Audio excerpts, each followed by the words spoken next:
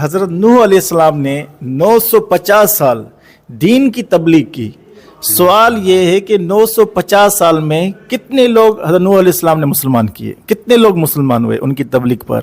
اچھا, مطلب حضرت نوح علیہ السلام کی 950 سال عمر تو اور زیادہ تھی, عمر تو اور بھی زیادہ تھی. یہ تو صرف 950 سال دین کی تبلیغ کی. اچھا, سوال یہ ہے کہ کتنے لوگ اتنے عرصے میں مسلمان ہوئے 950 سال میں؟ تو اس وقت میرا خیال لوگ بھی کم ہوں گے, لوگ بھی کم تھے, اجتماع وغیرہ جو ہے وہ کم ہوا کرتے. صحیح, بالکل بالکل, وہ آسانی سے نہیں ہوتی ہوگی.